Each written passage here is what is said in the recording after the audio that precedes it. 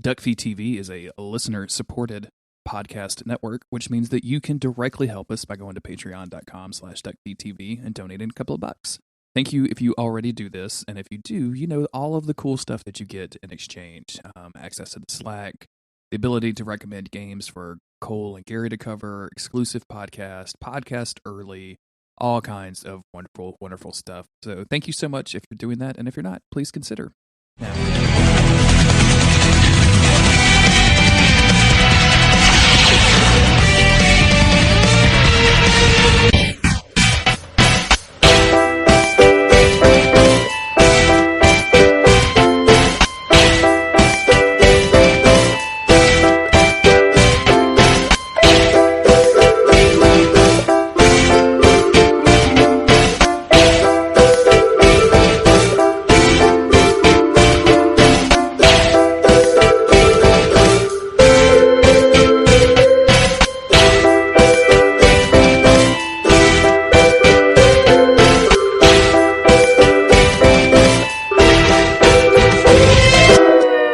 I'm Jeremy Greer. And I'm Gary Butterfield. And this is Days of Future Cast, the podcast where Gary and I are covering X-Men. Fucking X-Men animated series. Gary, we're back. We're doing it. We're back to the X-Men. Yes. It's not Apocalypse. No. It's not short-ass Apocalypse. It's regular-ass X-Men, even though it's not regular-ass X-Men.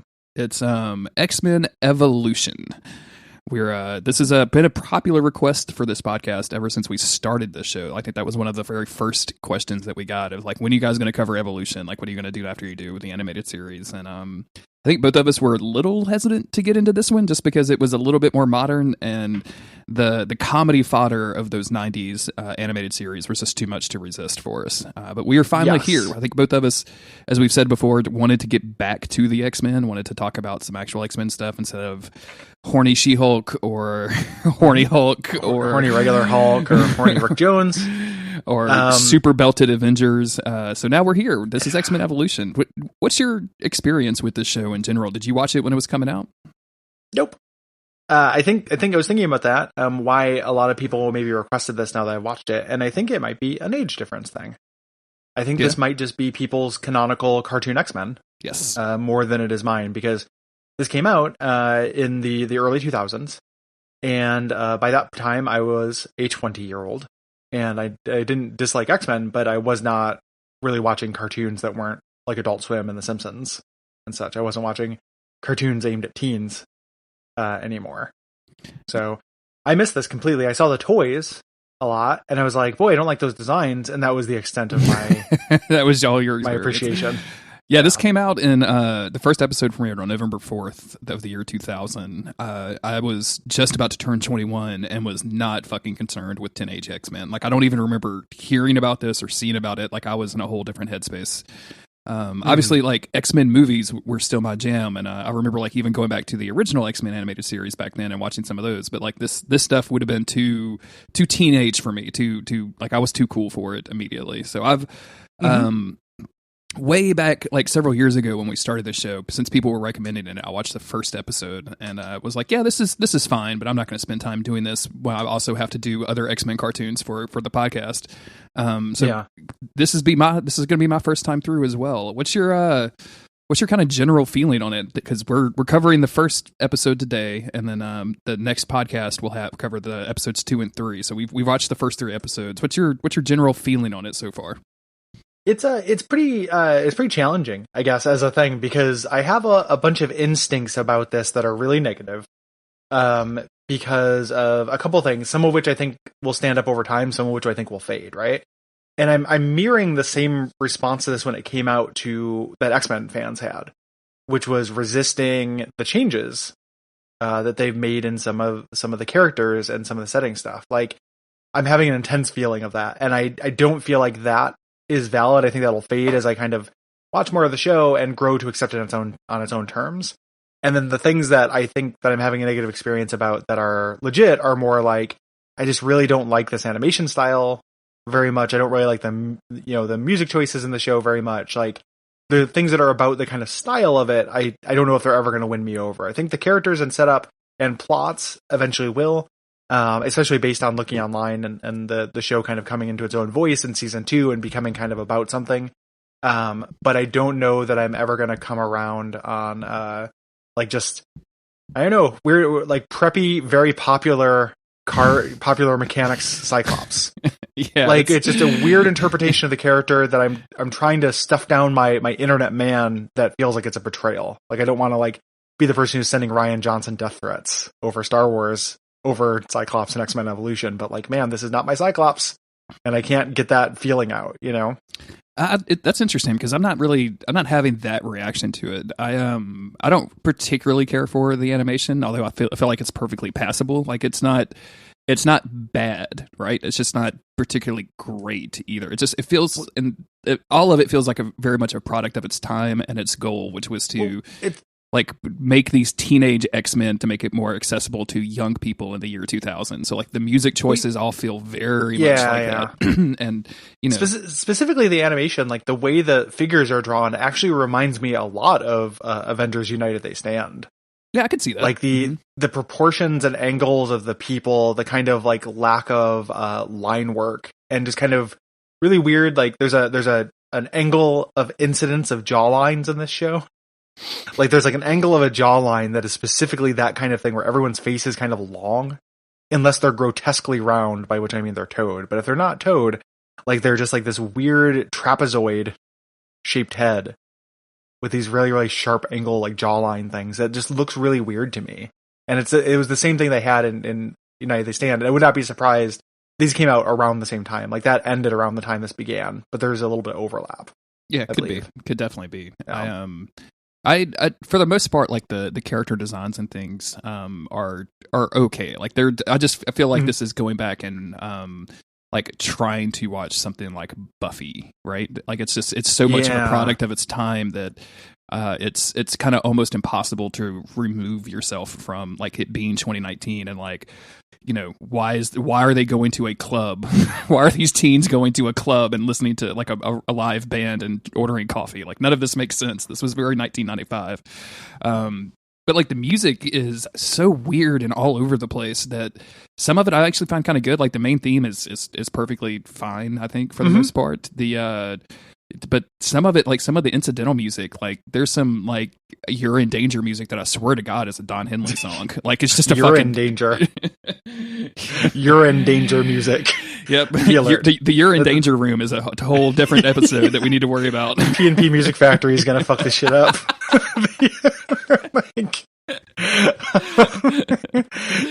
But the thing with the incidental music that I noticed is it's like the individual tracks are not terrible. It's the fact that there's always incidental music nonstop, no matter what is happening.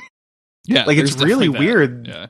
There's never like something I associate very strongly with the '90s cartoon, and you know, as much like Right, Wrong, or whatever. Like I feel like there's gonna be a lot of comparison to that cartoon because that's the long running X-Men cartoon that we spent years on and really did a deep dive on.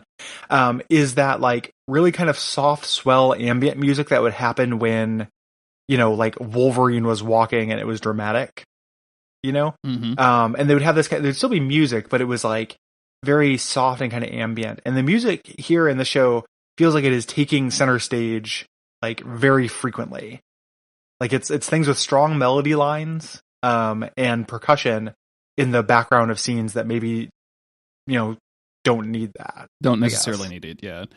We've been watching some Killing Eve. Are you familiar with that show? I know that Sandra Oh is in it. Yeah. So but it's a thriller about a world assassin. Sandra Oh is trying to catch her, all this other stuff. But like the second season started and we watched the first couple of episodes, and there was one episode where it just felt like they had licensed one album and like they were like, we're going to play this music constant. This is a 45-minute show and it's a 60-minute album, so we have to put as much of it as possible to get our money in. And sometimes this show feels like that a little bit. Like it feels like they had this stuff in hand, so they just wanted to make it kind of like, we have to make sure people are paying attention. We have to be shouting out, you know, we have to be making noise at all times, even if like the scene maybe deserves to be a little quiet. Some of it's pretty catchy. Some of it's actually kind of decent, but it's just a lot of it.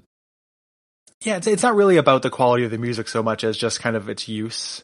you know? And those are like, I think that, I said that like some of the things I'm never going to really get used to. I think that I could see them finding their level with that and maybe backing off a little bit.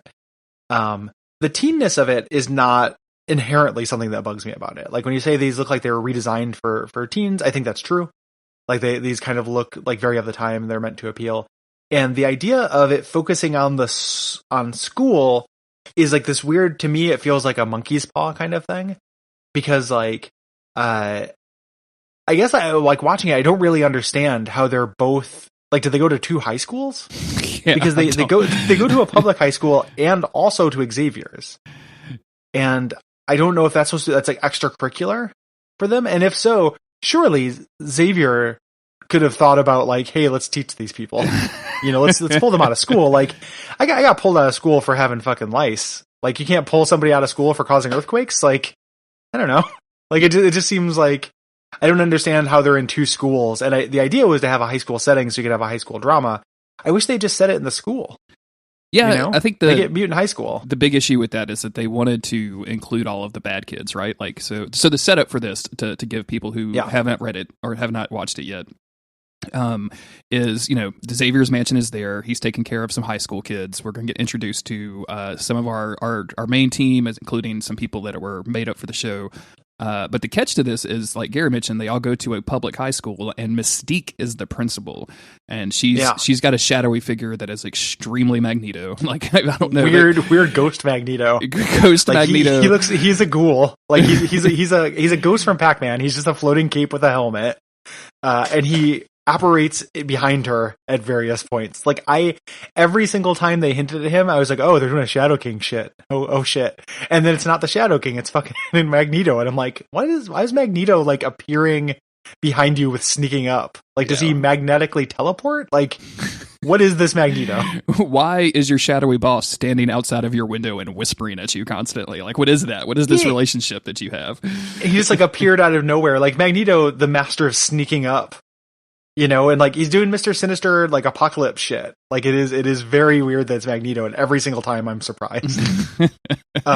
It's they call it's going to be the Brotherhood, but it really mirrors more something like the Hellions to me. Yes, like it's like recruiting kids. So it's a little bit like, instead of Emma Frost doing it, it's Mystique. Yes, recruiting a group of Hellions. So like I like the fact that they're the bad kids. I still think you could have done that in a school context, like. Not least of which if you did it like the Hellions, right? Like have the Massachusetts Academy or whatever it was called, the one that Emma Frost ran, and just have like two rival schools, or just have I guess Xavier is a powerful telepath and not ethical in his powers, so you couldn't have anything operating under his door, but having those kids, just because they're not necessarily bad kids, like there is reaching out to them that even happens in these episodes, and I'm sure that they're not going to be villainous throughout. The series, yeah, absolutely. But that's kind of her role. Like in the first 3 episodes, we learn that she is, number one, trying to spy on Xavier by inserting mutant kids that are loyal to her into his school, and then also like actively recruiting people for their quote unquote brotherhood. I agree with you. Like, it seems like Emma Frost would have been a better fit here. But the movie, when did X-Men 1 come out? Was that had to be this year, right? Yeah, around then. Yeah, so that's why Mystique was getting the extra play. I feel like. And she's better than the Mystique I think that we're getting in the modern day X-Men movies. I'll say that out loud. at least as far as voice and performance and stuff, like she's a little transparently evil seeming in this, but she is her as kind of an Emma Frost figure. Like she's closest to Mystique when she first appears in animated series, when she's working for Apocalypse, except she's working for Magneto. And it's so interesting to go back to that after watching so many of the movies and being used to Mystique being positioned as a hero for so long, and now she is clearly very villainous. Oh yeah, she's extremely evil in this, which is fun. Like it's a good time. Yeah. But part of so that's the basic setup. Like, we're going to be spending time at technically both schools. This also kind of has some weird effects for me. Like, in the very first episode, we're gonna meet Kurt, aka Nightcrawler, and then by the third episode, like he's flying the Blackbird, and I'm like, that dude is 15 years old, and that's like because super hunk Scott Summers taught him how to fly it, if you recall. I mean, sure, but super hunk mega jock Scott Summers, extremely popular kid who loves cars and pussy, decided to teach him how to fly it because he knows how to fly a jet as well because that's Scott. Yeah, of course. Yeah, and he also has a convertible in high school. He loves them too. He loves cars. Yeah, he loves cars. He loves football. Like these are the things that we know about Scott Summers. He loves cars and money. And let's talk about the voice acting for a little bit. All of this was recorded in Canada, which has the weird knock-on effect of most of the people that are voicing main characters in the show have appeared on Supernatural in the past. So, like, as I was doing my IMDb dive, I was like, oh, it's this person from, like, season 1, episode 6 that only appeared one time. And then I got to Magneto and was like, oh, this is Kratos from the 2018 God of War game. That's that dude, Christopher Judge. Like that's fucking Kratos voicing Magneto. So we've got some. I think most of it for me is really good and solid. The one thing that one person that sticks out, and I don't even think it's because of the voice work. It's mostly the dialogue. Is Kitty Pryde because they just literally wrote her as a Valley girl. Like she's whateverine and like as if, and it's kind of hard to listen to. Did you just call her whateverine? Whateverine. Is that like the casual Valley girl Wolverine? Absolutely. Whatever. Snick, whatever. Yeah, whatever. I will also stop trying to make Snick a thing. It will never be a thing. Yeah. There's a weird mismatch too because in the narrative, the way the characters treat Kitty Pryde is if she is like a nerd, and they don't like her. But it's like the voice actor didn't get any of that direction. She's supposed to be like an unpopular girl and kind of a wallflower, but the popular girls pick on her. But her voice is really sassy, like Valley Girl. Like she doesn't have any of that. Like I think that's one of the, these characters are a mixed bag, I think, for me, as far as how they come across. They're not all bad. I said that I didn't like the Scott Summers, which I don't like Kitty. I think this is a fine Xavier. I think this is a good Jean Grey. Like Jean Grey actually, to me, works as kind of like a more popular girl in school because her power is really hidden. And because, I like Jean Grey as confident. Which is a little bit of a change, but I actually like that. I think Rogue comes across, like reimagining Rogue as like a young goth, makes tons of sense. Yep, agreed. And we talked about Nightcrawler, and I actually think Nightcrawler is pretty good in this because, like, yes, he's flying the Blackbird right away, but he's him being kind of a goofball, and just kind of waiting for, he's like this he's this like kid who's looks like this freak, and he's just like so. You get the sense he's just like so happy to be out and about and being his true self and being with people who accept him, that he ends up having, being really carefree. And I really like that. For me, it is a mixed bag. Kitty is one of the characters who I don't think comes across really well. And you may be asking yourself, how do they have Nightcrawler at a typical public high school where people don't necessarily know that there are mutants everywhere? And well, did the show just hand wave that away by giving him a device that makes him look human and kind of sidestepping his whole situation for the most part? Like it's weird because that's the image inducer. That's definitely from the comics, and then it went away in the comics. Yeah, like 70s and 80s X-Men, he has the image inducer, and then he turns into like a weird kind of Nightcrawler looking like dude, and then at some point, like probably because of mutant pride reasons, decided to stop using it. But they hand waved it here. Like this cast is really big, and we're still in like gathering the team mode. And there's still at least 2 other serious members that I know that they're going to introduce to the team. 3, there's like Beast and Angel are going to show up as well. On the Wikipedia, there's a picture of the entire roster. Colossus, like this is a huge cast. Oh yeah, actually. So it's just kind of weird to like. I know they want to get Nightcrawler in. Probably not for movie reasons, since this was when the first one came out, but probably just because they liked, they had something they wanted to do with the character. But they had to have him get rid of that aspect, and it's kind of, to me, like I said, I think it's kind of refreshing to get rid of that a little bit and let Kurt be a happy kid. Yeah, And he adapts very quickly. Like he fits in really well. Him and Cyclops are super good friends, and notably here, like 2 of our mainstay X-Men are aged up a little bit. Wolverine and Storm are both in their what do you think, early 20s? Comparison, and Wolverine is in his early 120s, maybe, you think? not aged up to comparison to the characters we know, but compared to the teens. Yes, exactly. So yeah, they're like the teachers. So and I'm fine with that choice as well. Me too. There being like an original X-Men and stuff, and those guys being teachers. I'm fine with the choices of who they decided to make. Do it like the trio of Xavier, Wolverine, and Storm. Like leadery to me, and make a lot of sense. So I am down for that. The voice acting is generally good. I think that, like I said, I like Mystique as a villain. But I think that her and Magneto is both like at least initially, very transparent villains. Like they're just kind of talking about recruiting for a team, but I need Magneto to have an ideological core. Like Magneto needs to want something and be about something to be interesting to me. So I hope that he has one. I hope this isn't like world domination. Literally, X-Men 1 issue 1, where the reason he's gathering a team of evil mutants is because he wants to shoot nukes at the Pentagon. And we should know if they do a nuke the Pentagon episode, I'm here for it. Yeah, absolutely. Yeah, I'm down. I will watch people walking around Spec Ops Evolution. Like I will watch people wander around Ground Zero of the Pentagon in this cartoon. Don't get me wrong. And we should note too that one of the reasons the first season is kind of panned so bad is because it spends quite a bit of time recruiting all of our teammates, and it spends a lot of time introducing characters. So far in the first 3 episodes, it's basically been like, hey, here's a new character, and now we have to deal with some problems and like develop their character a little bit. We're obviously going to get introduced to the show as a concept, and then in episodes 2 and 3, we're going to meet Kitty and then Rogue, or the Rogue, as Xavier likes to call her constantly. The Rogue mutant. We're still introducing. I'm looking through the list of episodes, and we don't have an episode that isn't about introducing a new character until episode 7. Yeah. So the first 6 episodes are introducing people, and then in the back half of the season, there are still that it gets on track or gets on does the story, but there are several episodes that do introduce characters like Havoc gets introduced, Spike gets introduced, and stuff in the back half. So we are gathering the teams for quite a while, actually.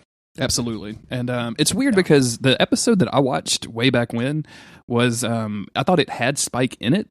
But when I went back to watch the first 3 episodes, obviously like Spike doesn't show up. So I'm not sure what episode I watched thinking that it was the first episode of Evolution. But like I just have this distinct memory of him carving up the basketball floor with his bone powers. And I'm like, that, with his titular spikes. You can't just do that. Like that shit is expensive. They have a budget. Yeah, so he's coming back later, baby. Yes. For Spike fans. I'm going to be really curious as to how this juggles the giant cast once it shows up, right?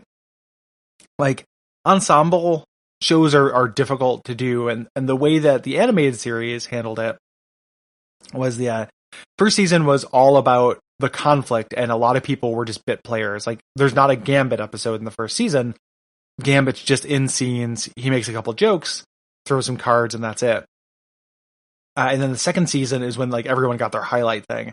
This is doing almost the opposite, like where the first season, since it's all about recruitment, is all highlight episodes, and then I think the second season is when it finds its plot. And it's going to be interesting to do that plot with this big of a cast. Like this already is going to have a bigger cast than the animated series.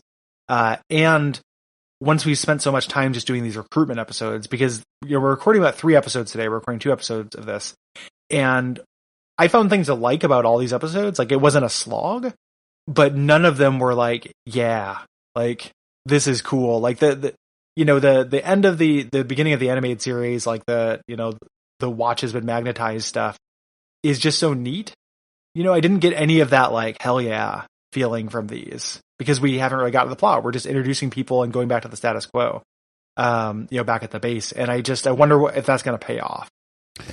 Yeah, I'll be interested to see how this stuff is handled as well, because all of the characters that are on deck are pretty complicated characters just from an introduction standpoint. Like I think X-23 shows up, and like you can't just plop X-23. Well, I guess Logan did pretty well, but yeah, but like there's some backstory there that we have to worry about, and like Iceman and Angel and Beast and all of these other characters that are standard X-Men, and as well as like some kind of weirder X-Men stuff. So I'm going to be kind of curious how it all handles the plot as well. And I kind of agree with you. Like I watched these 3 episodes and I wasn't like bored by any means. Like I wasn't, they're not awful. They were just kind of slow. And to give it just a little bit of credit, this is the first time that I've watched anything for this podcast, excluding like movies and stuff, that Autumn has been into. Like she was watching this, she wasn't really watching it. She was looking at her phone while I was making notes on this, and she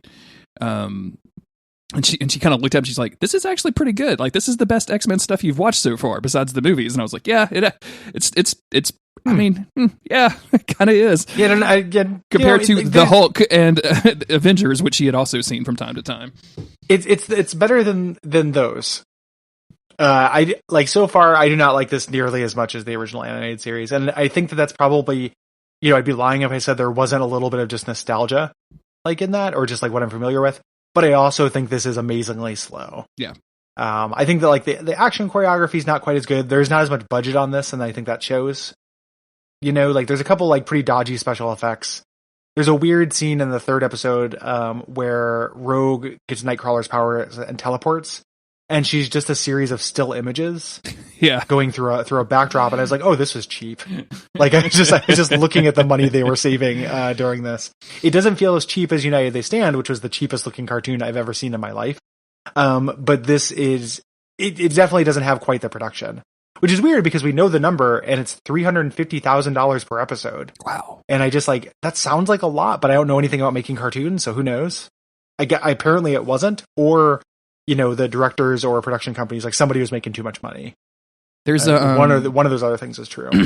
There's I don't remember how I stumbled across this, but speaking of like the worst looking cartoons you've ever seen, or like that have no budget or whatever, I stumbled across a Highlander cartoon at one point. Did you know this existed?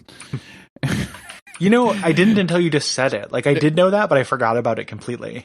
It's it sure is something special. Like, and it doesn't have anything to do with Duncan MacLeod of the Clan MacLeod or anything like that. It's just like all in an alien world, and like there's these weird. It's fucking strange, Gary. Like everybody go look up the Highlander cartoon on YouTube and just watch the first like intro. Like you'll fucking have your mind blown, thinking, what is this has to do with anything that I know about Highlander? So. I am way into it. I am Are you watching it right now? Because that's ridiculous. I was actually looking up the comparative cartoon animated series budgets because I realized I'd rattle off $350,000 like it meant something, but I had no idea what to compare it to. And the answer is something so like a Nickelodeon show or a Simpsons show, so kind of a mid-tier thing. Looks at the Simpsons Nickelodeon, which is usually between $600,000 $700,000 per episode. Oh wow, can cost quite a bit of money. But a higher budget, like a show that is nicer, can usually in the United States can cost $1 to $2 million per episode. Wow. So and cheap things, so like things like low budget stuff tends to be around $350,000 per episode. But like Invader Zim or Avatar, which were both very high end shows, tend to be over $1 million per episode. So now and that was originally how it was. The Simpsons was originally that cheap. The Simpsons now cost $5 million per episode to make. But I think that is because the voice cast gets so much money. Oh yeah. So they gotta get the big bucks to keep doing that for another 40 years or however long they're going to keep that show on. Yep. So for something like this, like I know that that was not adjusted for inflation, right? Like this came out quite a while ago, but I still feel like this was likely in the lower end. Of things, and it's a shame because it shows, and that's a knock-on effect of having a show about kids with powers, because you have to animate those powers, you have to do those special effect shots, things like that.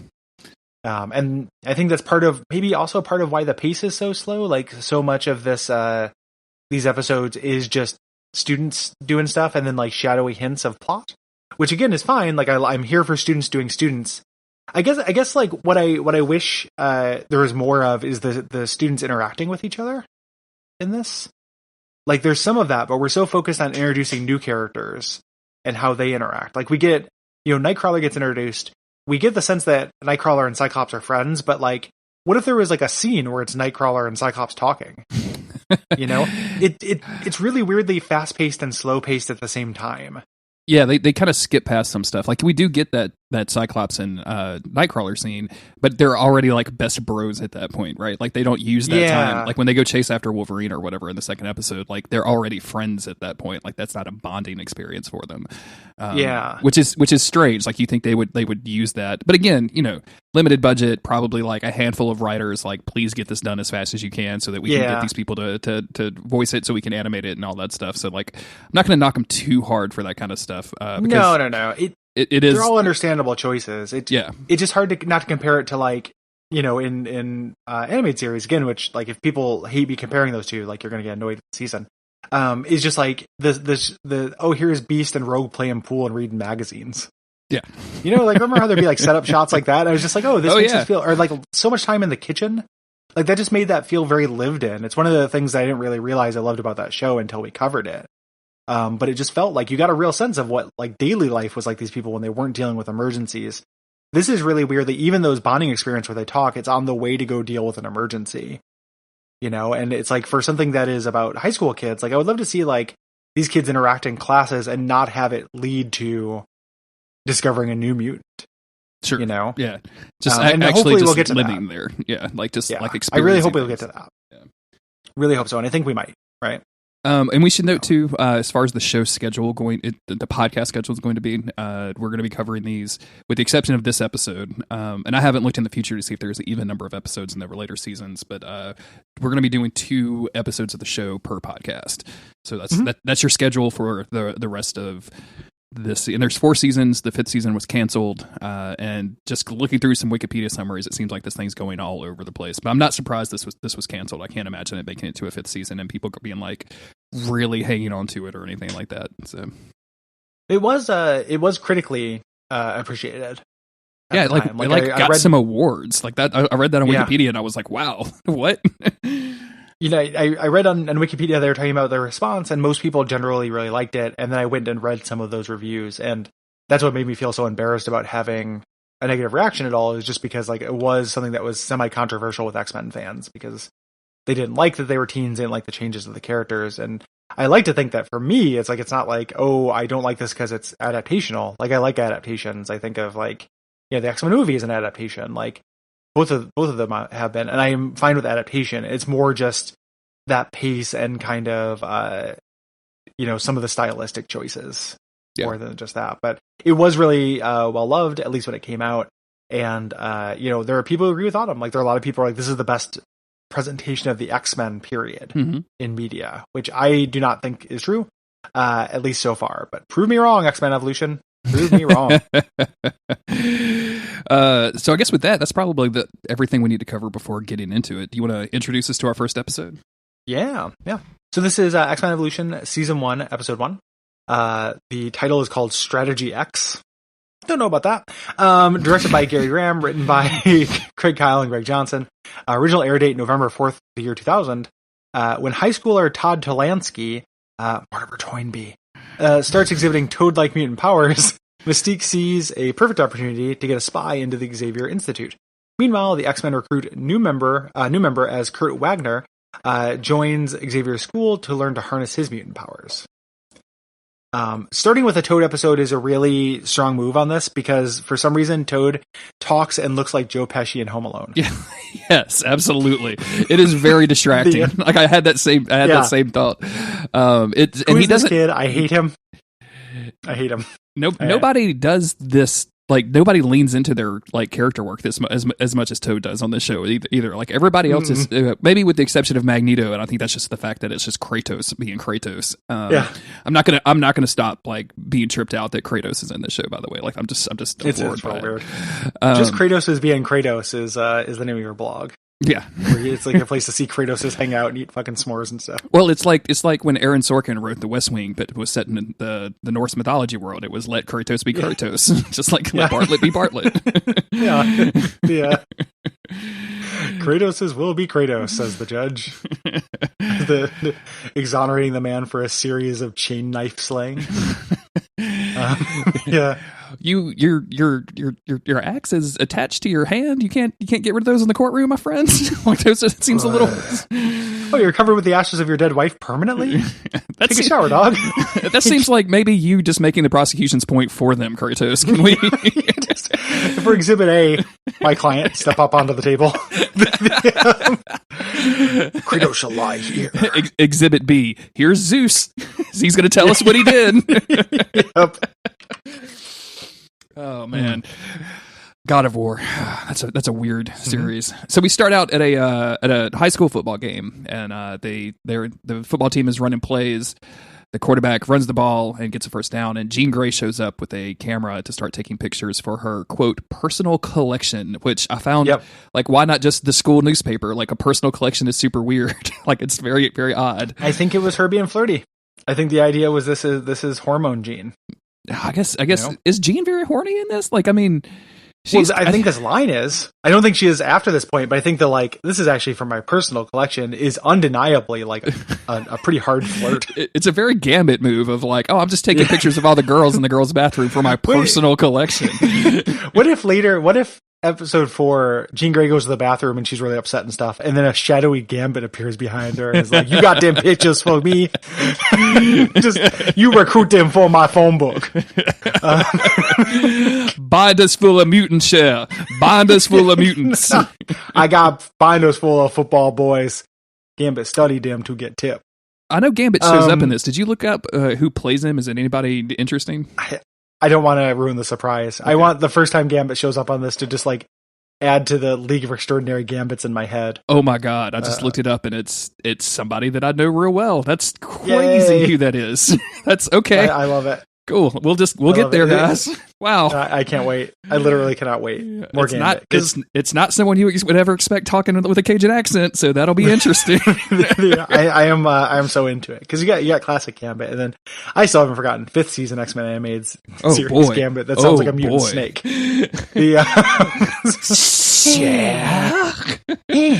Gambit don't know about that. So anywho, the quarterback notices Toad. Toad is stealing wallets from the stand. Yes. And the coach says, "Hey, can I leave for a minute?" Coach gives him, because he's going to go beat up Toad, which is, these are very like cop focused quarterbacks. And Cyclops drops a quarter, and Toad steals that as well, and a wallet. So Cyclops is going to investigate Toad at the same time. I love the idea that this coach, like when they asked him to, like, hey, can we just disappear from the field for a while in this football game? And he like looks at the score and he's like, sure, whatever, man. They don't pay me enough to keep you on the field. Whatever the fuck you want to do. You realize I'm a high school football. Yeah, I'm a high school football teacher. I don't care that much. I hope the reveal is that the coach is Apocalypse in season 3. Like that's going to be my man. I would love it so much.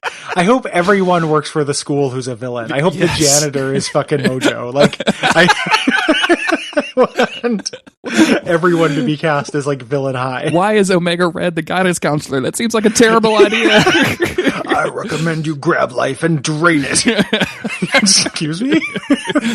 I recommend going to communist Russia and taking over the homeland. How is your Russian technique going? I'm not taking Russia, Mr. Red. Take Russia. I just came in here to talk about majors, not Russia. Russia is very major. Yeah, that'd be astounding. I hope it is villain high. Yeah, so the football team rolls up on Toad and starts doing like classic bullying maneuver, and Scott shows up to stop this from happening. And like this is very like late 90s, early 2000 like kids fashion that they've got him in. Like it's like he's got like weirdly baggy pants in a way that Autumn showed me a magazine the other day that I'd never heard of, and I apologize, I can't remember the name of it, but it was some like teen fashion magazine that was like basically a Sears catalog, but for like rich preppy girls that kind of wanted to be goth. And she's like, oh yeah, me and my friends would like look through this every single month and like really want all these clothes. And she was like showing me images of it, and it was literally like, oh, you want to dress like the girls from Clue or from whatever, you know what I'm saying? Gotcha. Like it was that kind of Clueless. Clueless, I assume, not Clue. You want to dress like Miss Peacock from Clueless? Yes. It'd be much more interesting if the 90s everybody dressed up like Clue. Man, all just the girls though. The girls are way into the fashions from Clue. Yeah, guys are wearing fucking Umbro shorts and like, what the fuck is going on with my girlfriend? She got me a hat with a feather on it. I don't know what to do with this. I'm 16. Do what you want. Do what you want with Mr. Body. He tries to stop the football players, and of course they're not listening to Scott, who would normally be like a nerd in this, but as you've mentioned before, like he's kind of a ruggedly handsome and like pretty confident guy. Like he's very preppy. Yeah. So one thing here is he threatens to use his powers. He kind of like, one of the things that happens in these episodes, I understand this is a kid's cartoon, is they go really out of their way to introduce everyone and their powers in a way that I don't think is very organic. But I had a moment of like, hey, put on the brakes here, because I was like, oh, is it not hidden that he has his powers? Like, should he be doing this? You know, he doesn't actually do it, right? Like he just threatens to. He doesn't actually do it. But just like this sense of him like just kind of shooting a little bit of an eye laser behind his eyes, like I was just like, why isn't this a secret? You know, like, are you? Why would you even think about doing that? Because aren't you scared someone's going to find out you're a mutant? And now that I've watched the show, I don't know whether people are scared that people will find out they're mutants. Like, part of the problem with the show for me is I just kind of don't get it. Like, I don't think they do a good job of establishing the stakes. I don't know what happens to mutants in this world. I don't know what mutants mean in this version of the world. And I don't know why they go to 2 high schools. And those things, it feels to me like should have been really basic things to set up. And I don't think they spend time on that exposition at all. Yeah, it definitely feels like, the deleted scene in Apocalypse where all the teens go to the mall and go celebrate, and like nobody is looking at Nightcrawler weird, right? Because I guess everybody is accepting of mutants at that point. Like it almost feels that way here, but then again, they give Nightcrawler the doodad to make him look like a normal dude. Yeah. And it's a really strange setup, and it's like, again, every time we're introduced to somebody finding out about their powers for the first time, they're freaked out about it, as you might imagine, but they also don't know that they're mutants. Like they never go like, oh, this means I'm a mutant. And like Kitty's parents don't be like, oh my God, you're a mutant freak or anything. They're just like, you're sick, and we're a little scared. Something's wrong. Totally. Yeah. That's exactly it. So like, if people still think of powers as being that kind of thing, just like, I don't understand why they're used so casually in the high school. Which seems like wouldn't have been a problem if they set this in a fucking mutant high school. Yeah. Like, why this just wasn't the academy? Because, like, then all this stuff would make sense. And if they leaned into it, they're like, hey, everyone has to hide their powers. But people ain't hiding shit in this show. Like, it's just really, nobody does that. Or just a couple of minutes of establishing narration of, like, the year is not, it's the year 2000. Mutants and humans are living in a somewhat peaceful coexistence after the blah, blah, blah, blah, blah, blah. So people are, like, out, but, like, it'd be super bad for Cyclops to shoot a fellow student with some fucking I-beams, right? Totally. But what makes this makes me think of is for the show is, like, are they going to do storylines about mutants being persecuted? If so, how are they going to rectify this? If not, like, is it, like, how good of an adaptation of the X-Men can it be? Not that I'm not, I think that story has been done a lot, right? But like, just the X-Men without the point of the X-Men doesn't feel like a successful thesis to me. Like, if this is not the X-Men are superheroes who protect a world that fears and hates them. If the world doesn't fear and hate you, then you're not really the X-Men. You may as well just be like Avengers Junior, Yeah. So I'm just kind of curious as to what they'll do with it. I don't know if it's sloppy or unestablished, or the theme is going to evolve, or maybe I missed something. But I just kind of had this sense of like, why is he threatening to use his powers? He knows he has his powers. He knows how to control them. He knows all this stuff by the time we're getting here. You would think that Cyclops would be smarter than that. Like, he's not usually a prep, but he's at least not like somebody who's going to willy-nilly break the rules about whatever Xavier set in stone, about this. And if he's like that kind of dude, like if he's the kind of dude that leans towards like, oh, in a moment of anger, I'm going to lean on my X-Men powers or my Cyclops powers, like that needs more.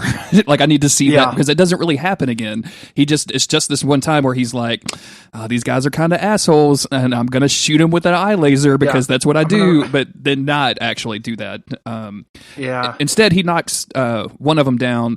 Toad leaves, he escapes, and 2 of the football players chase after him, but the quarterback attacks Scott and causes his glasses to come off, which he shoots a giant beam into a billboard or something and causes this huge explosion, and that's our time for the intro. And we should probably spend a little bit of time talking about the intro. I think it's pretty good. I like it. I think so too. Yeah. I think that the guitar focusedness of it is that it's like definitely kind of like they know the original animated series intro is so loved, So there's like little bits of this that feels like it's kind of quoting some of the tone from it, but it's also updated. And it's mostly introducing the cast. Yes. Like the introduction is similar to the last one. It's like people's name, and then they're like kind of showing them do a thing. Yep. The only thing I don't like is Nightcrawler doing the Roger Rabbit on top of a table. Every single time that popped up, I just kind of like, oh man, like this is annoying. like go Nightcrawler is not a thing that I need to have happen in the show. I think it will, but go Kurtman, go Kurtman, go Kurtman, go Kurtman, go Kurtman, go. I think that's the Roger Rabbit, whichever one is the where you put your fist together and make them like a circle. I have no idea about dance moves, man. I've got no clue. So but like a very 90s dance, like a dance that Carlton would do on Fresh Prince. But the intro is pretty good. I like watching it. I like the song. Yeah, me too. So. After the intro, Xavier rolls up in his super expensive Rolls Royce to kind of survey all of this damage, and Jean jumps up, grabs Cyclops' glasses, and like gets him over there to him while he's kind of moping on the ground. He's like, "Oh man, I can't believe this happened." Meanwhile, the cops are interviewing the quarterback and the football players, and it's a strange coincidence. He can't actually remember what happened, and the cop is very suspicious. And then the cop just says, "Oh, it's a propane tank explosion," because you definitely keep propane tanks next to football fields at a high school. And this is definitely Xavier being the unethical Xavier that we not really love and know, and just literally wiping people's minds that we know and know. Yes, thank you. And it's like a good thing he showed up to show up and erase everyone's mind every single time this happens, I guess. I wonder how many times these people's memories have been erased or just rewritten by Xavier from some dumb shit that Cyclops and Jean have done, right? Because this is Jean and Cyclops knowing their powers and being fairly established. Like, at some point, they just got them. Like, Xavier probably just followed them around, just zapping everyone's memory, like, constantly. The ground zero for weird brain damage, psychic brain damage in this in Bayside. Yeah. Or Bayville. Bayside is Saved by the Bell. I think that's intentional. So Jean is upset that the quarterback got hurt in this, or had his memory erased during this. And Toad comes up to thank Cyclops, and this is where we're introduced to Toad's voice a little bit more. Which again sounds like Joe Pesci. It's like my cousin Vinny has walked up to thank Cyclops. And he eats a fly. I'm sorry, I'm just picturing like Toad in the place of that kid and my cousin Vinny and just having a great time with it. But yes, please continue. One thing to say something really nice about this, one of the things that I weirdly enough in all of these episodes, it's the treatments of the villains that I've liked the most. Mm-hmm. And I love that Toad is like this kind of like dirty crime kid. Yeah. Like a lot of people talk about his smell, his like clothes are gross and stuff. And I'm like, oh, this is a high school kid. Like I was this kid for like a year or two in middle school. I wasn't eating flies and talking like Joe Pesci, but I was, like having like the quote unquote like dirty kid was definitely a trope in my high school. Oh yeah. Yeah. The kid that you kind of hated to make fun of if you thought about it for too long, but like you still were like, oh man, dude, like, get a bath. Like, just go take a bath. Yeah, at the end of the day, like, you don't want to be mean, but at the end of the day, like, grab a bath. And it's like, you don't know what's going on in that kid's home life. There's lots of reasons for it and stuff. At the same time, though, like, there's like a low hanging fruit kind of element to this. And like, I like that the first character they introduce is such a real high school kind of trope. Sure. Yeah. Except they make him literally eat bugs.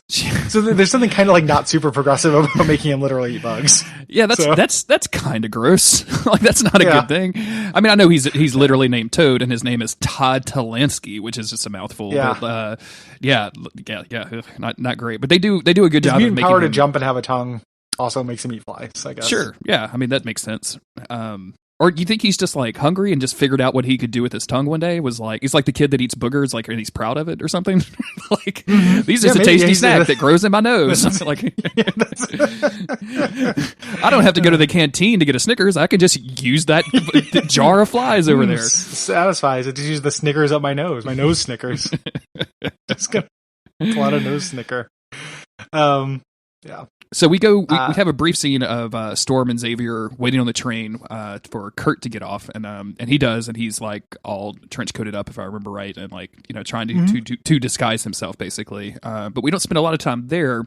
We instead go over to Wolverine, who is riding around on his motorcycle. Did you look up the voice actor for Wolverine? Like the guy's IMDb profile picture is hilarious. Like it's just a I did looked up all these dudes. Yeah, it's pretty good. It's pretty funny.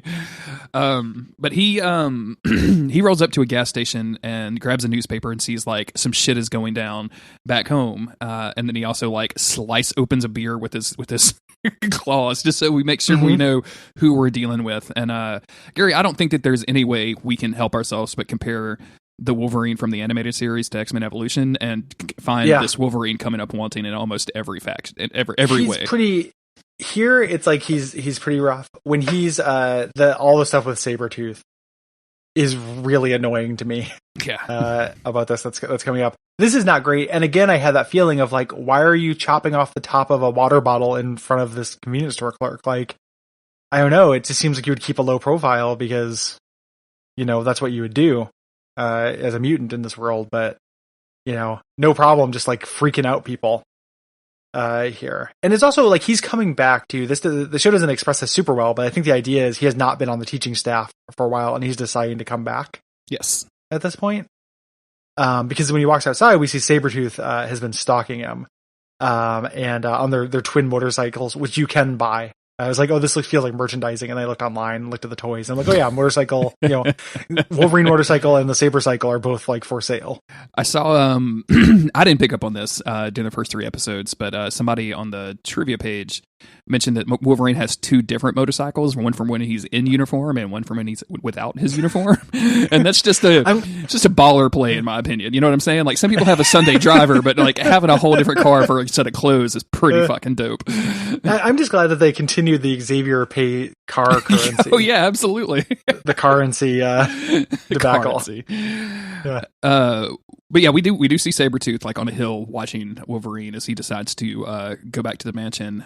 We go back to the mansion where presumably it's morning time, and Scott is hassling Jean for spending too much time in the bathroom because she's a girl and there's only one bathroom per floor on the X mansion. It's one bathroom period. The mansion's the worst design. It's a Sims social experiment gone wrong. Yeah.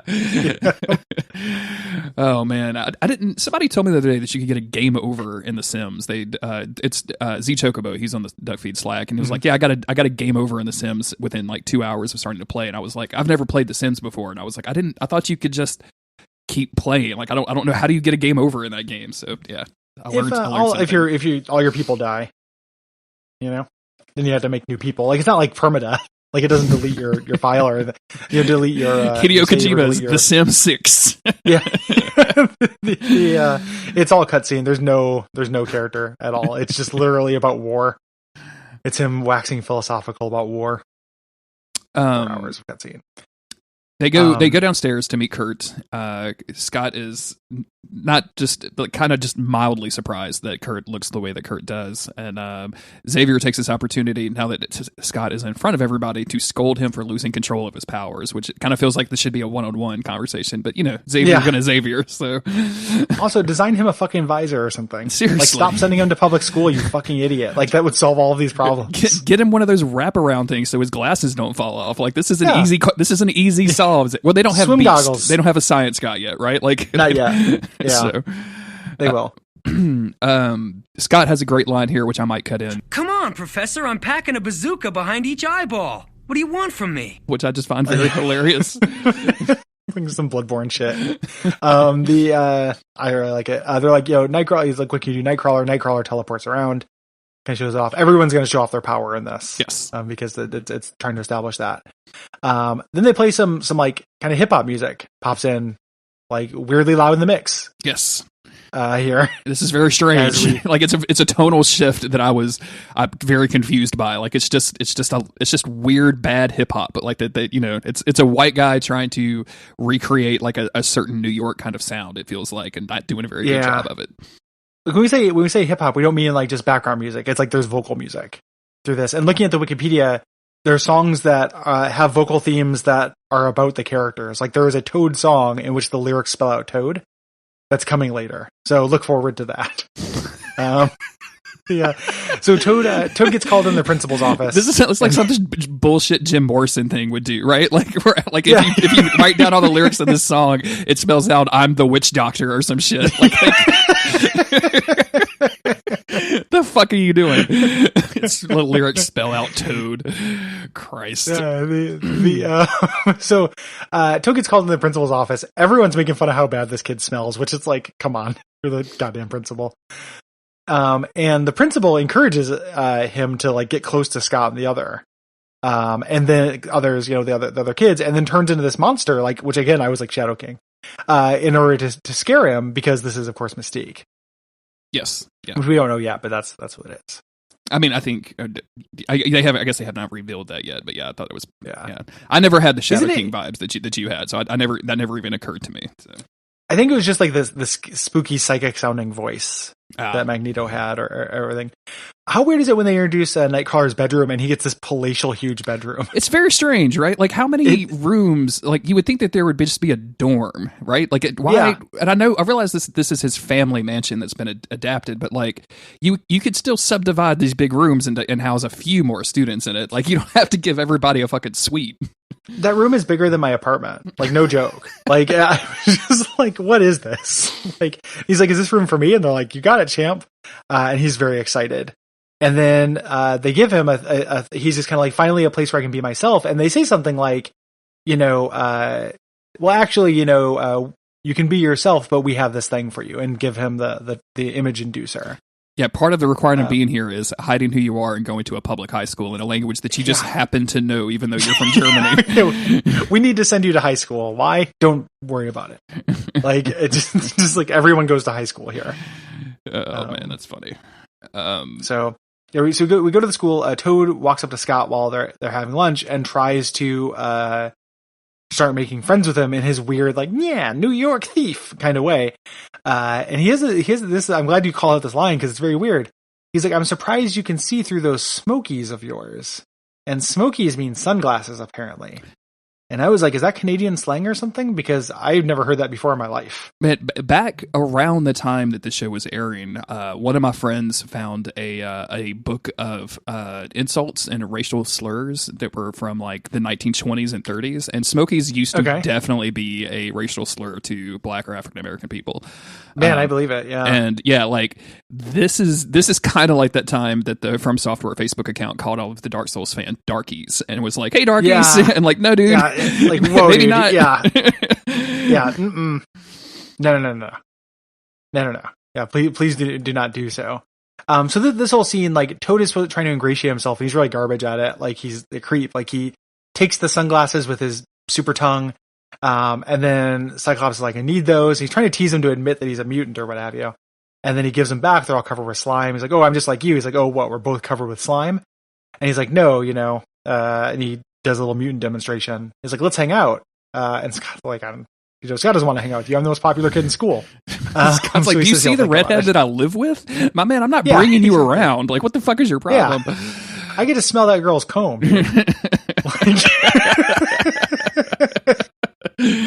That's just there for me, my man. I get that all to myself on the weekends. You know what I'm saying? Yeah. Anytime she's not using it, she basically gives me sniffs. So like, I need you to put your tongue away and go home, whatever that is. I've been watching Doom Patrol on oh yeah, and I've heard that's good. It's extremely good. Like the last episode is this week, and they've done classic Doom Patrol stuff like Flex Mentallo and Danny the Street, and like pulled it off in amazing ways that that's awesome. I can't believe. But they did, and I don't remember this from the comics that I read, but they did the Beard Hunter. And I remember him. And yeah, like I'm sure in the comics it's not quite as gross, but like seeing a live like dude like grab some beard hair and eat it to be able to track somebody down was one of the grossest experiences of my life. Like me and Autumn were cringing, like as this dude is just like, and he loves it, Gary. Like he is fucking having a great time, and I just can barely look at the fucking screen. Like, gross. Anyway, yeah, I gotta watch that. I love Love Doom Patrol. Yeah, it's on that shitty DC TV streaming service, but like there's a week trial if you feel like trying to binge 15 episodes at one time, and then also watching that Fuck Batman show that came out with that nobody remembers. So, So we go over to Xavier, who is hanging out in his study when the alarm goes off, and he just he rolls right over to the wall, which opens up and to reveal Cerebro. And Scott calls in to tell Xavier, like, "Hey, the weird smelly kid in high school is trying to hang out with me. Like, how do I maintain my cred? What do I do? You're my father figure. You're supposed to help me out with this." Yeah, and Xavier says, you don't need to bring him in. Yeah, he doesn't. We don't need him. I am reading your mind, and I can smell him from here, and I hate it. Yeah. So Kurt walks in at this point, is confused about Cerebro. So we learn about what Cerebro does. Of course, yes. And Xavier asks Kurt, like, puts him on an X-Men mission immediately. You find out more about Toad, new guy. So much trust from Xavier with his brand new recruits to do X-Men shit right away. I guess just because he knows he can just roll up and erase everyone's minds and let them try again. Yeah. Like, there's save states in this world. Yeah, Xavier is the bonfire of X-Men evolution. You can just always go back to the bonfire. Just get born from his brain. So that night, Toad is breaking into the mansion grounds, like, because he was told to find out about them. But Storm shows up and sets some weather on him, makes it rain, and then chases him around by hurling lightning bolts at him, which sounds way sillier as a sentence than... I mean, it's silly on the show, but it is. Yeah. It's a very funny image. And Kurt is wandering around, and he's just all of a sudden got a brand new X-Men uniform. Like, I really appreciate that Xavier was like, "Yep, we're going to bring you from Germany to America. We're going to give you a doodad that makes you look straight up like a white prep, and also here's this weird outfit that teleports around with you." I downloaded your measurements from your brain. I hope you don't mind. Oh God, Xavier, this inseam is amazing. No, I know, my son.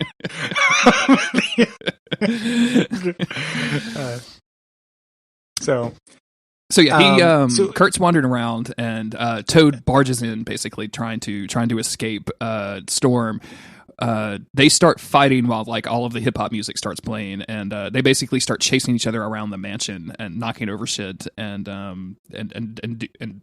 breaking stuff. Right. Mm-hmm. Yep.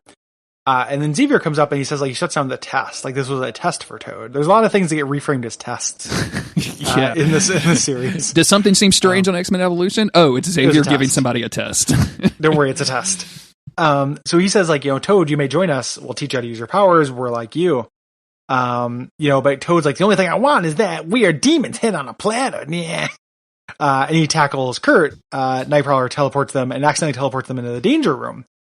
Now, in this thing, the danger room has automated defenses which set it to kill when anyone enters it. Yeah, just like you would which do. Which I think is weird.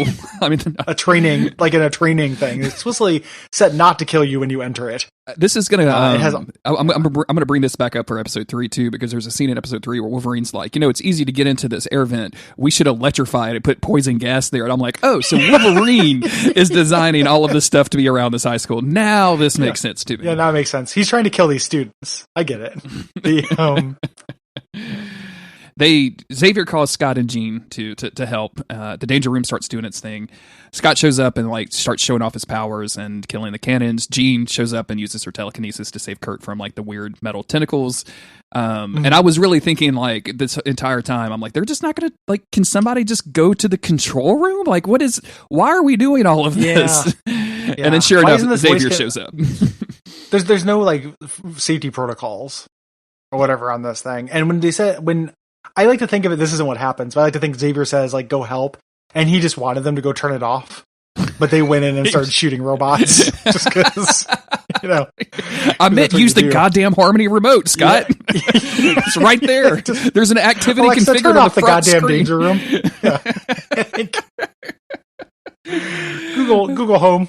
I'm going to need you to stop killing these kids. Yeah. Okay, Google save the X-Men. Management. Yeah. Google, it's an X-Men emergency. Yeah.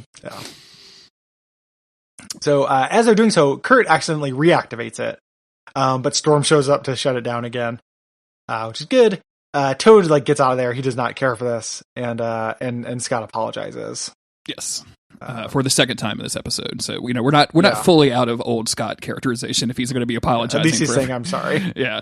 I'm sure we'll get to a not Gene eventually. So, I hope so. God, I hope so. Kurt says like, I almost got you guys killed. Like he blames himself, so he leaves.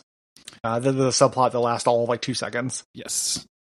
Wolverine arrives, Toad, and as Toad is escaping, Toad runs right into Wolverine, who immediately pops his claws and is like, "I'm going to kill this high school student that smells like death. This is an offense to my Wolverine senses. I can't have this anymore."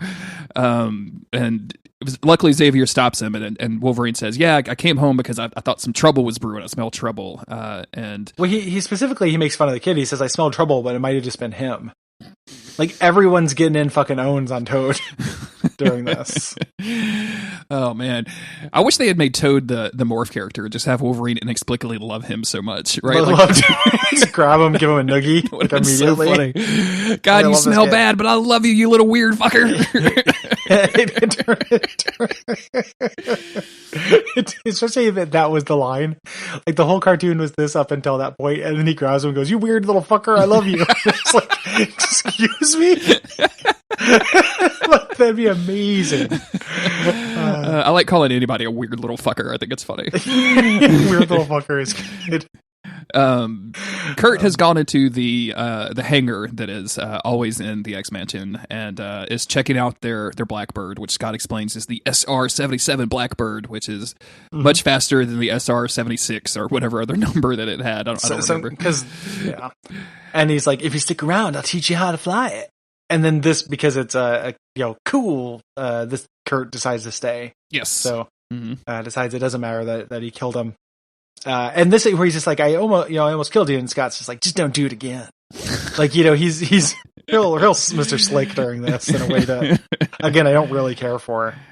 Then we go back to high school. The principal's yelling at Toad for running away from the mansion. She's like, I'm sure they erased all your memory of the thing too. She wanted intelligence or whatever. Then kicks him out, and then we find out it's Mystique. And Mystique's there, and we're like, oh shit. And it's comic book Mystique, so she has her belt made of skulls, which I love. Hell yeah. And then Magneto shows up behind her, scaring the hell out of her. Which is also good. And, I like this. Yeah. As his weird, like, floating cloak that he is in this cartoon.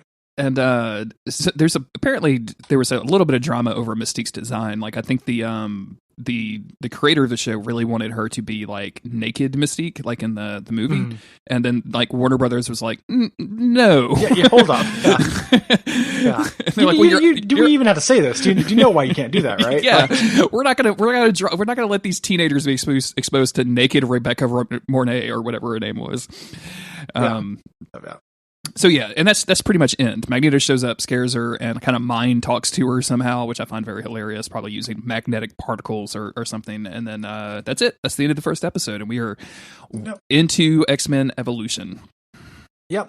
And I don't as an episode, this is fine. There's things I like about it. I don't think it's a really great first episode. I don't think this is established enough for me. I think in talking about it with you, realizing like how little amount of world building is here, like it really relies on the audience to know a lot about the X-Men going into it, because like, who is Mystique? And like it's not stuff like, okay, Mystique could conceivably be a mystery, right? Like, who is Mystique and who is her like mysterious benefactor or whatever. But just like, I know who Xavier is, but like they never say that he's the professor. They never like talk about like what he's doing with these kids. Like, it's just, there's no reason he's the boss of children. Yeah. Like the Dark Souls title card. Yeah, I don't know why he's Xavier, boss of children in this. Like, and it's like, here's the thing: it's like some things you can assume, right? Like every time Spider-Man shows up, I don't need his whole origin, and stuff. But this is such a clearly adaptational work. They've changed so many things that even if you do have that X-Men knowledge, even myself as somebody who's pretty knowledgeable about the X-Men, didn't know like the specific stakes of this well enough. Like, yes, I know who Xavier is, but what kind of version like what's Xavier's plan? Yeah. What's he doing? Because he doesn't have the school. He's not doing it. He's like teaching these kids, but he also is very purposely like keeping them in school for some reason. Well, I mean, you know that I don't. For some reason, it's because Wolverine walked out of the fucking job, and only Storm is there to take care of all these kids. She's trying to teach everything. she like takes off her lab coat, sighs, and then puts on a coach outfit to teach Jim the next period. You know, Very much robots to teach all that shit. Yeah. But yeah, so there's something about this, and maybe they will get to that. Maybe at some point it was a school, and he sent people to public school, even if it's just a line of like, oh, I wanted people to integrate with humanity or something.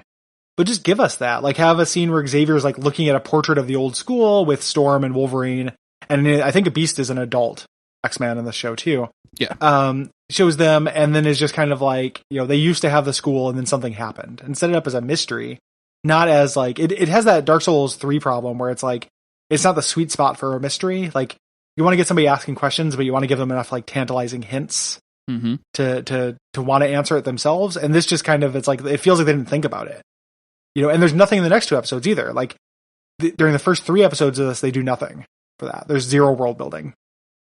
Yeah, there's just not enough context for some of this stuff. And we talked about this at the beginning. The animation is fine. I'm generally on board with all of the characterization so far. Like, the Cyclops being different doesn't really freak me out too much. I like Kurt a whole lot. I think he's pretty cool. He's pretty fun. Storm seems like Storm. Like, she's no better or worse than like really any other. Like, at least they named her in this one. Like, I hate to keep going back to that, but like, she at least has a name. Yeah. And so like, this is okay. I do think that they could have done a stronger opening, but again, like, limited budget and all that stuff. So, but it does set the stage for some cool characterizations, and I like the fact that it is an adaptation that I haven't really experienced before.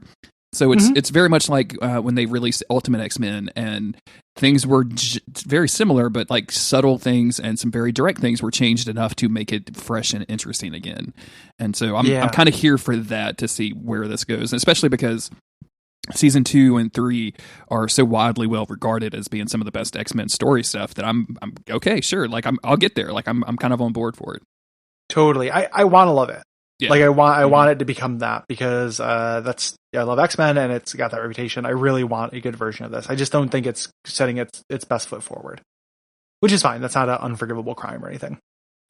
And I actually do think, even though they don't do the world building, I do think the next 2 episodes are actually better. Yes. Than this first one. Specifically the third one. I think the third episode is pretty good.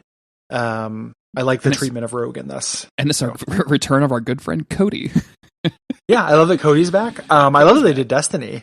Yeah. It's weird, that's cool. Like, that appeals to me. So we'll be back in 2 weeks' time. Yes. If you like this show, please hit us up and rate and review the show on Apple Podcast.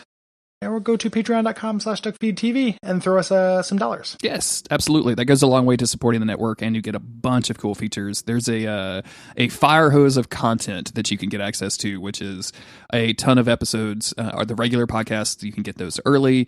You can get exclusive episodes of Abject Suffering, and crazy weird episodes that Cole and Gary are doing that are just kind of 1-off or 2-off, or like random series that doesn't fit anywhere else, that are good.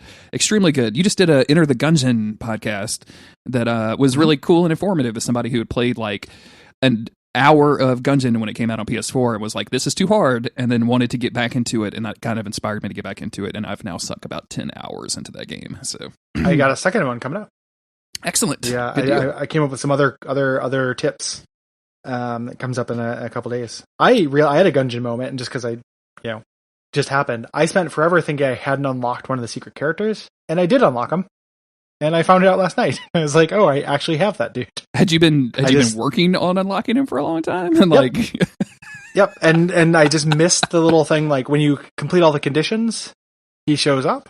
And in the character select menu, like, I didn't think, just when I moved around, I kept passing him, and he looked like background stuff. So I have all the characters in that game. And I am fairly close to unlocking the stuff with him. And then I will have actually beat all of the bosses in the game, and will, could more reasonably say, like, I'm done with it, but it's so fun to play that I haven't wanted to, because it's, I love it.